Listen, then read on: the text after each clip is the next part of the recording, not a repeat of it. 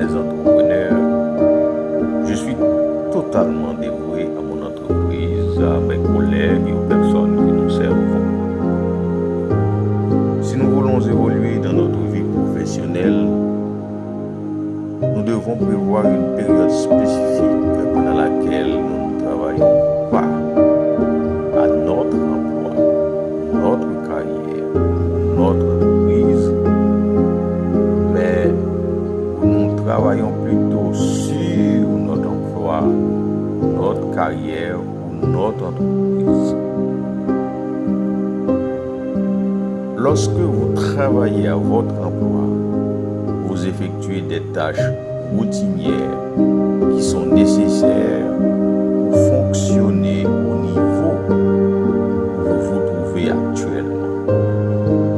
Et lorsque vous travaillez sur votre entreprise ou votre emploi, vous réfléchissez, vous développez et vous faites preuve de créativité de manière à élargir la portée et la profondeur de votre impact. Chaque année, nous fermons notre entreprise pendant environ 2 semaines. Cela nous donne à mes collègues et à moi-même l'occasion de nous détendre, de nous renouveler, de nous réengager et de réfléchir à notre parcours et à notre avenir, plutôt que de nous contenter de maintenir le statu quo quotidien. Récemment, j'ai lu la biographie d'un pape qui a exercé ses fonctions au Moyen-Âge.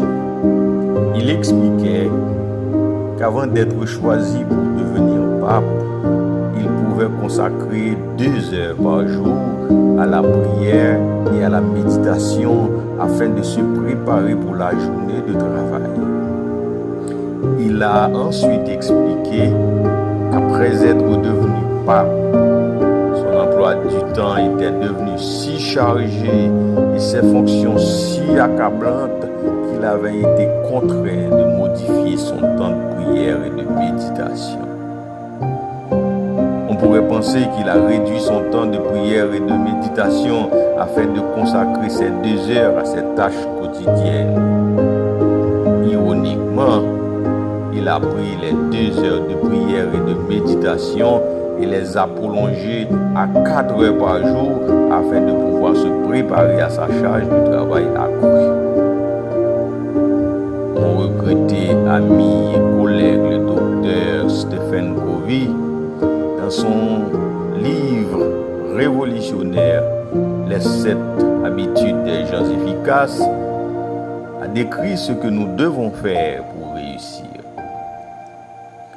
Parmi les 7 habitudes les plus importantes du docteur Covey, il est une qu'il a appelée affûter la scie. Il explique que parfois, pour produire plus de bois, il ne suffit pas de travailler plus dur et plus frénétiquement, mais qu'il faut faire une pause, affûter la scie et être plus efficace et productif. Notre esprit, nos émotions, notre intellect et notre créativité représentent notre scie. Ce sont les outils dont nous disposons pour devenir plus grands, meilleurs et plus créatifs que nous ne le sommes. Il y a des moments où nous devons nous arrêter et entretenir nos outils si nous voulons être plus performants. Au cours de votre journée d'aujourd'hui, engagez-vous à entretenir votre scie et à prendre soin de vous.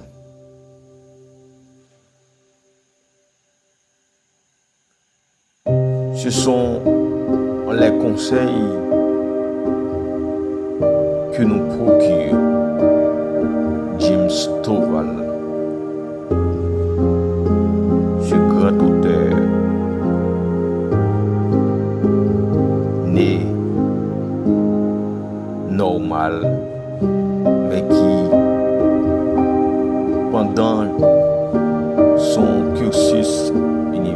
solitaire pendant son parcours universitaire est devenu aveugle, mais qui quand même aujourd'hui est un multimillionnaire. Profitez de ses conseils et s'ils sont profitables à vous, partagez-les à vos amis et à vos proches.